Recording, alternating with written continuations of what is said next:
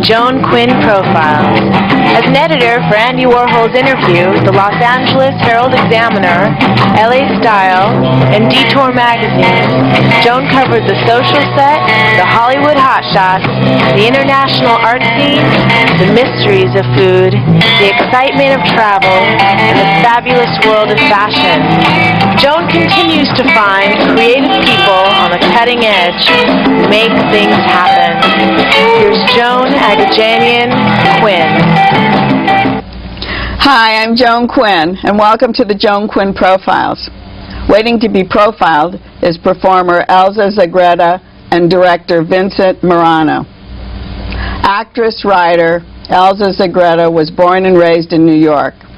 She earned a master's degree in dramatic writing from NYU after she graduated from Fordham University. Elza's been in movies, you've seen her on TV, but most of her work has been on the stage. What came first in your career, Elza?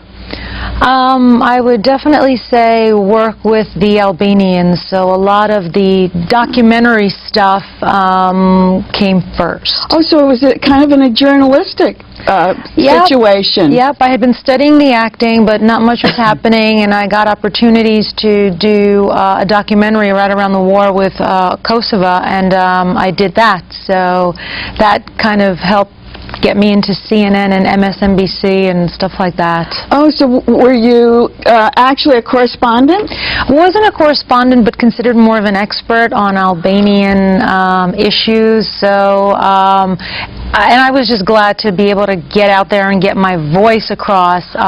So, yeah. Oh, so, but you were conceived in Montenegro, right? I was conceived in Montenegro, almost born in Italy. My parents spent 9 months in Italy, and the 9th month they had immigrated to America, so born in America. Is that right? Yes. And what about your sisters?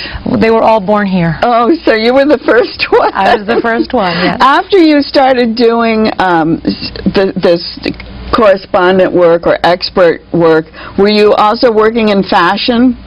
Yep, I was doing a little bit of fashion at the time in Miami and South Beach. Modeling. I think one of the things that I thought was great was this cup. This is the tuta? Very good, teuta. Teuta, which is what? Eastern Europe's glamour magazine would be the best equivalent to it, yeah. And so did they did a profile on you as an actress or as a fashion model? They did a profile on me actually as an actress and a writer at the time. I see, I see. So then we have commercials, I guess, because all actresses, models go into commercials. Did you do commercials? I did a wonderful commercial about a couple of years back with Carrot Top, the AT&T commercial on the tour bus. So that's probably where you might have seen me. Just it ran a million times. So yes, I've done that. and stand-up comedy comes along with it. Absolutely, absolutely. That's where a lot of the original material about my family came from. Oh, are you actually a funny person? Because we talk about stand-up, you have to be funny, don't you? I think you have to be. I think you have to have a certain knack for it, so I would hope that I am. When you go to casting calls and you say you speak Albanian, does that change the way the casting director looks at you? I think it changes the way they look at me in the sense that they think Russian. They think, oh, wow, Albanian, that could be Russian. So I get a lot of that most of the time. And then do you play those kind of roles? I certainly do. Do you speak Russian? I've picked up phrases here and there just to help me along. So. But do you think you'll always be categorized as Eastern European actress? Or? I hope not, because I can definitely do other things, and that's what I'm hoping to do. You don't have an accent. So that probably helps. You have to make your accent, right? Yeah, I definitely work hard to achieve that accent on stage. But yeah, being born here, I would hope that I don't have an accent. You've written a play called Cornbread and Feta Cheese, and of course feta cheese for Middle Easterners or Eastern Europeans is a mainstay. The cornbread I was a little bit surprised about. Like I said in my play, we just ate it with everything. It's just a staple, you know, that's part of our diet. It's made with meal. The cornbread to Americans is the standard buttery version. Ours is very South. Yes, Thinking yes, of very Southern, South. yeah. Yes, yes. Ours is very plain, very very hearty. There's a picture on the top. Yeah. Did you make it in the house? No, absolutely not. I can't cook. My mother makes it. No, did your mother make it? Yeah, absolutely. So cornbread. This is a scene from Cornbread and Feta Cheese, which you wrote and performed in a one-woman show. It's in the theater district in on Santa Monica Boulevard, the Hudson. Yes. And it's a West Coast premiere because you played it also in New York. Yeah. And is it exactly the same as it was in New York? I've added bits and pieces of it. The whole aspect of being on Law and Order, being typecast as, you know, this Albanian or Russian actress. I've actually added that piece in for the LA premiere. So. Because you talk about Albanian, what does it stand for? And what does the actual title, Cornbread and Feta, what is that standing for? What do we see when we go to the theater? Well, I think it's one woman's perspective growing up in a very patriarchal culture surrounded by a lot of love, a lot of food, cornbread being the staple of our diet, bukidjath as we call it. Ask any Albanian and they know exactly what that means. So to me, that typified what my culture is for me. It was a staple of my life. It was called, what is it, Bukidjath. And diath is the cheese. Yes. Yes. But you always put them together. This is. Yep. Oh, you always do. So Bukidjath. That's how you eat it. That's how we eat and it. And this is the playbill. Yeah. And you talk about being a fat little girl, but you don't look like such a fat little girl. Let's face it, Joan. In the picture, I'm less than a year old, so I would say I'm a pretty big girl in that picture. So. Oh, I thought you were 5. Yeah, no. Yeah. No, it's true. I'm like not even a year old, so I was big. In the show, you say that Albanians are confused with everybody. Yeah. Tell us who they get confused with. I love that. We get confused with everyone. We get confused with being from Albany, being albinos, Armenian, Aryan, anything with an A, they'll just stick an Albanian in there. And the other thing that I thought was great is you say you talk in Albanese. Yeah.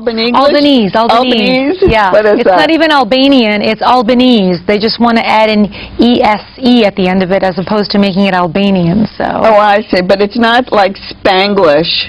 Oh, you're talking about my parents. Yes, when they don't know how to say stuff, it's just Albanglish, as I like to call it. Albanglish. Because tell us what that is.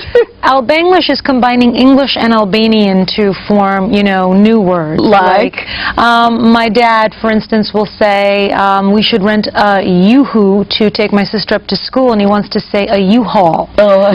So it's the little words like that.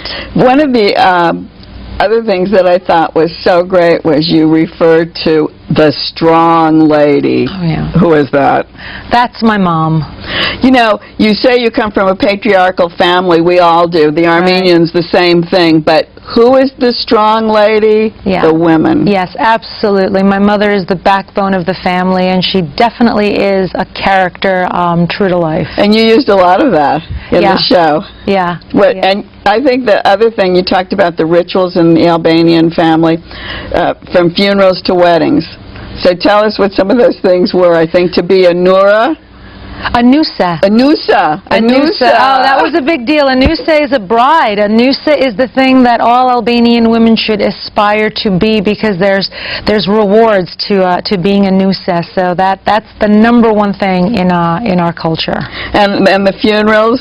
Funerals are very big because it's an opportunity for us to chant and lament and to see each other, but they're very colorful. And is it really true? Do you really hire people Yes. Yes? They absolutely, everything that I've said in my play is true. Tell us about that. They'll hire professional mourners who actually grieve and mourn for the family and will lament about what the person didn't accomplish in life, so you feel a little bit better about yourself. They actually say Yes. what the person didn't accomplish? Absolutely. Like I said during the show, at my cousin, her eldest grandson was placed at the head of her casket, and they saw him and they made a beeline and they went into a chant about the fact that he was 36, unemployed, still not married. I mean, highlighting the fact that this was the bane of his grandmother's existence. Why would you hire someone to talk about that? Albanians are all about letting it out, just letting their feelings out, and what better way than to hire professional mourners to do that for you? I always wanted to hire professional mourners, too, to say, why did she leave us? Why did she was so wonderful? And they're saying how rotten she was. Yes, yes, yes. The other thing that I love was kind of like my Greek wedding thing, is that you said raki, which is what we say is liquor that cures everything. Yeah. How?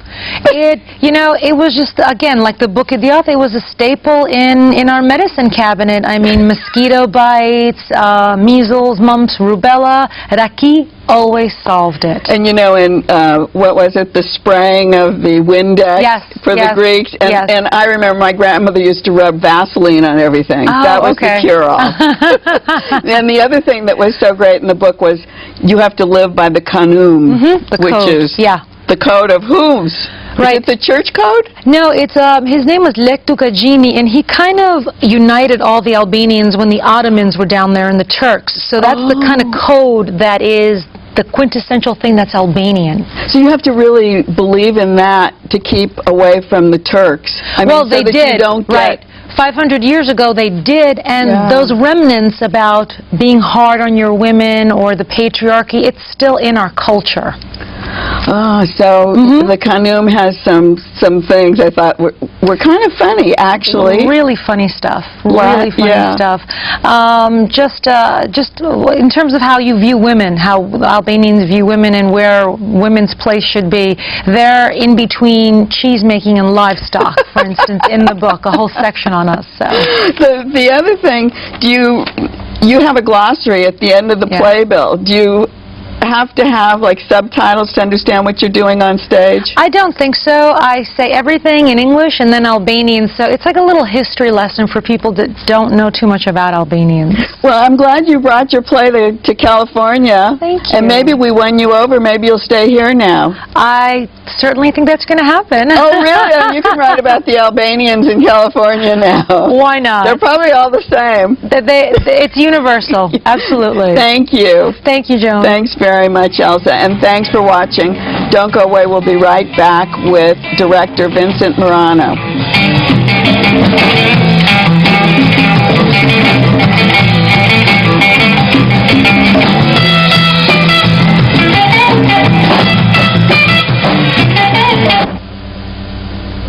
Hi, I'm Joan Quinn, and welcome back to the Joan Quinn Profiles.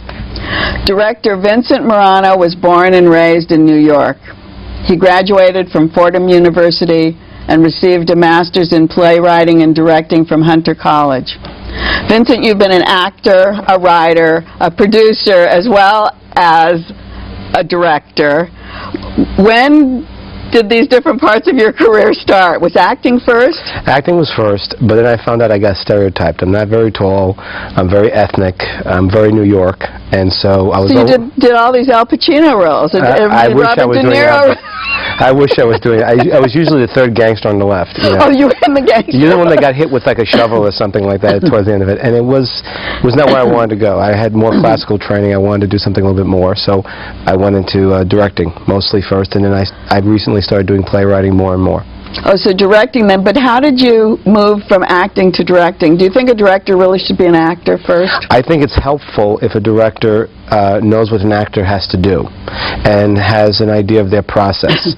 And a director has to be, of all the disciplines, has to be the most open and most knowledgeable of theater in general, because otherwise you don't get a play off the ground unless you know pretty much technical performance and what a writer goes through. So I think it's important. A director should be the person who knows the most. But does the director, by knowing the most, try to change the script that the playwright has given him, or the way an actress is working or actor is working? I think a director has to tell an actor or a playwright going into a project, or as soon as they're in a project, if something's going to work or not, if it's going to undergo a change or not. And if they can't do that, then they should just accept the process as is, because people get very proprietary about what they do. That's what I mean. So if you're coming in and telling somebody what to do, a producer isn't in that same kind of position. Is he? Sometimes they do. Yes, sometimes the producers are. Sometimes a producer knows that they have a product and they know what they want to be shown. So they want to make sure if they're doing a play that is about murder, that there's plenty of physical action and stuff that people, so when the TV producers come in, they see something that's possibly for a TV show. They have a different agenda.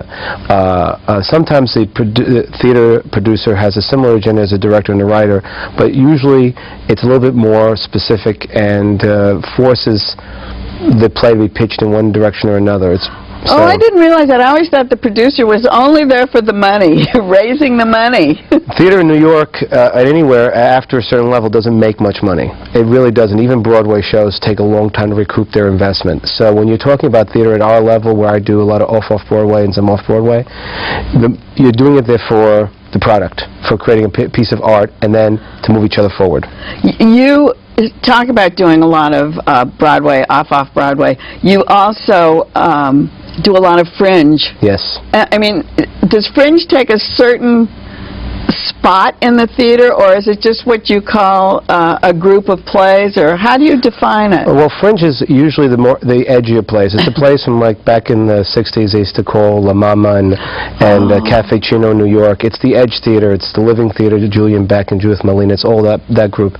Nowadays, it's the place where stories begin, where originality begins. And I've been really working with the New York International Fringe Festival for the last 5 or 6 years. So what do you do? Do you look for new material, or do Yes. do you sift it out, or what do you? How do you keep involved with them? I've worked with several different playwrights in producing work, and sometimes I've been recruited to direct a piece that's already in the Fringe Festival. Oh, I see. Yeah, what they do is they do an application process, which just was over, and then I get a call. Somebody gets in and says, "Vinny, we want you to direct," and I work with them on it. Do you commission people to do work? Would you commission people to bring plays? I've done that. I've asked people to take like a, let's say, classic, like something from like Euripides or Aeschylus, and give it a modern flavor, and then try to produce that at the Fringe. You know. So the Fringe Festival takes place in New York, probably once a year. Is that right? Yeah, it's every August, and it's in a number of cities throughout the United States. All at the same time? No, usually they give each other a lot of space. Some of them run very close together, like Philadelphia September, and New York is August, so they run one after the other. And then do the same people go to the different festivals? Sometimes they do, yeah. Oh, they do. So it's like a film festival in a way. I didn't realize that. Sometimes they enter more than one festival and they move. The only big drawback is that New York is the same time as Edinburgh. So if you're in Edinburgh, you can't be in New York or vice versa. That's what I was going to ask you, how it compares to Edinburgh and Toronto, because that's a big thing too. New York is the biggest multi-art performance festival in the United States, but Edinburgh is in a class by itself. I mean, it's 2, 3, 4 times the size of New York. I mean, the entire city of Edinburgh is completely in the Fringe for 3 weeks. Oh, for 3 weeks in the Fringe? It is in the Fringe for 3 weeks. It's an amazing, if you're an artist and you're a young artist, it's a place to be. It really is. You network, you experience different things. Whenever I've done the Fringe, even though I've had like full shows, and one year I did 2 shows at the same time, I still managed to see 20 shows during the Fringe. So you go to shows, all the time. You talk to playwrights? I usually see like things different than what I do. I usually see puppet shows, dance, more performance art pieces, things different than what I do. So it contains everything? Everything. It's amazing. It's an amazing experience. You studied at Roundabout and Dramatics? Drama Project. Drama Project. Those are like really renowned places to study. And you studied acting there? Or? I studied acting primarily, and and then I also studied with groups like Terry Schreiber Studios. Right. And I also was with the Manhattan Class Company in the old days, back when they were in the shadow of Port Authority. Way over there on, what, 9th Avenue? It was 9th Avenue and 40th Street. Now they're in the middle of the Flower District, and they have amazing theaters and do amazing things. As a director, you've staged a lot of readings. What are readings, actually, for people who don't know? A reading is just the first hear of a play, or first hear of what they consider the play going towards production. You want to do a public reading, so you want to gauge what the audience responds to the story itself and the actors. Sometimes the readings can be just a flat table read where people are sitting around a table and people are watching them. Sometimes they do it in front of music stands and are stand up and perform part of it. And sometimes the reads, people actually have some choreographed movement where they walk around with scripts in hand. So that's what a director does? You actually direct those people just sitting in their chair reading? Yeah, my function there is the internal function of the director. I merely come on board to help the actors understand about character and how to pitch a line and how to say what they need to say, what to think about, what their character is going. That's my function. It's very hard sometimes for the playwright. I was just going to ask you. It's very hard for the playwright to get enough distance from their play to make those judgment calls. So they call me and they say, "Can you help me put this up for people?" I also know a lot of actors. I know a lot of spaces in New York. So you put those kind of things together as a director, yes. More or less, or for the readings. For the readings. As a director, and you've directed in a lot of theaters. Does the theater come to look for you, or do you go to look for the theater? Most cases, you're looking for the theater. Most cases, you're very rarely being sought out by a theater. You have to have a name. Then sometimes the theater will come to you and ask you to commission you to write a play. Manhattan Theater Club does that. They look for new playwrights all the time, and then they commission them. I see. Is that how you start? When you started with them, were they doing the same kind of thing? Well, I haven't worked with Manhattan Theater Club. I've worked on readings associated with their school, but with the school.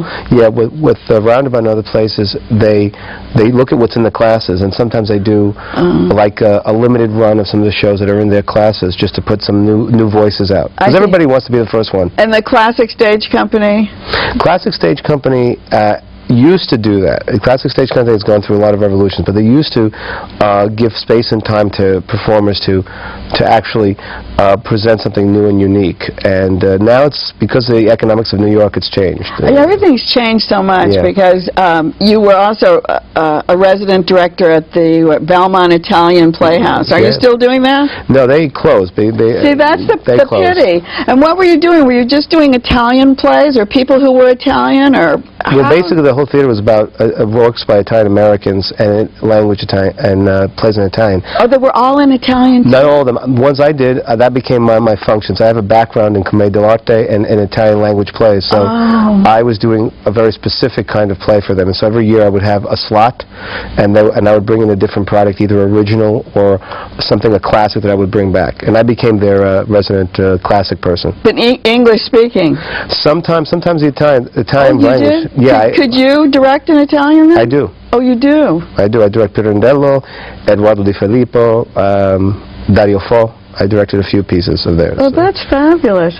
Now you're directing a play, because that's why you're in Los Angeles, that's and right. you're going back to New York, but you're directing a play called Cornbread and Feta cheese. Feta cheese. Growing up fat and Albanian. Yes. Oh, growing up fat. And Albanian, yeah. So she has both of these problems, right? Yeah. Your star? Yeah, and she did, and you wouldn't know about looking at her now, but it had a profound impact on her own self-image and how she approached the world. And when we first started working on it, it basically came out of stand-up. And she would write these things, and I would sit with her, and I said, "Elza, but why did you do this?" And I started eliciting more anecdotal stories. And she would tell me these stories. I said, "That should be in the play. That should be in the play." But her name is Elza Zagreda. Zagreda. Sounds like Zagreb. Zagreda. Yeah. Did you know her before? We were introduced by a mutual friend, coincidentally, who we all went to Fordham, but not at the same time.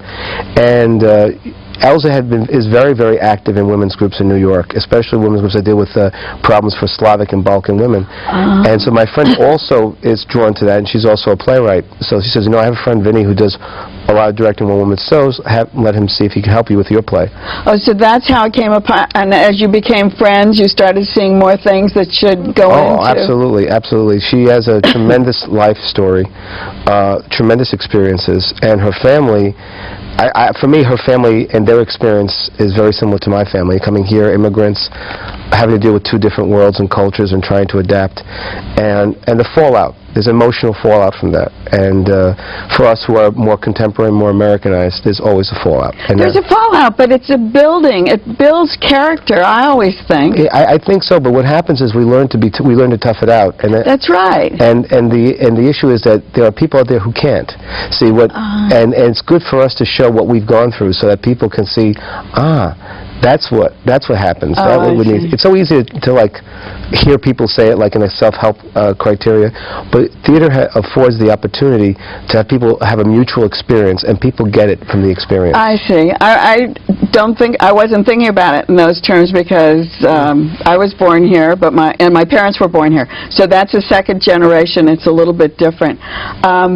With Elza on stage in California, where the West Coast premiere was, and in New York, did you direct her differently in each city? Somewhat differently. She changed the script when she came out here. She focused it in New York. It was because New York is a very large Slavic and Albanian community. It was much more pitched towards Albanians. She changed it to make it more pitched towards her individual experience, combating overweight, breaking into the entertainment industry. And I think it's been more effective for her here. As far as physically directing it, there's been very few changes in the piece overall, though making an adaptation in New York where we had everything that we needed, and we had friends, and we had a support structure, and then coming out here, it's a little bit more by our seat of our pants, to be honest with you, but that's produced other pluses in the performance. Other things that you probably didn't look for. Yep, exactly. How did you move her around on stage? We gave her basically 3 defined areas that involved through the whole show. An area that's basically her and her looking back on her life, an area that represents her family and community, and another area that represents the tradition that's always over the head of Albanians, that kind of patriarchal, misogynistic tradition that is there. And so she moves between those 3 areas, and every time she's going to a different topic, she's in a different area. So the audience establishes a visual cue as to where she's going in the play. And music? And the music is very, very, is everything from Slavic music to 80s disco. It's like everything that's influenced her in her life. It's one of the most sound cues in any particular play I've ever been in. I mean, for a short play of 65 minutes, it's got a lot of cues. And you move. When she moves, the cues move with, the music and the lights and everything. It's very visceral. I mean, when the audience is there, they're like on to another thing. It's like, it's very active for the people to see. So. Well, I thank you for coming today. My pleasure. And when this cornbread and feta cheese gets critically acclaimed, are you going to take credit for it? In part. In part. 15%. Is that the agent rate? 15%. That's how I'll take credit. Thank you so much for being with us, Vinny. Thank you. Thanks for watching the Joan Quinn Profiles today. We'll see you next time. Keep writing to 777 South Figueroa, 44th floor, Los Angeles 90017.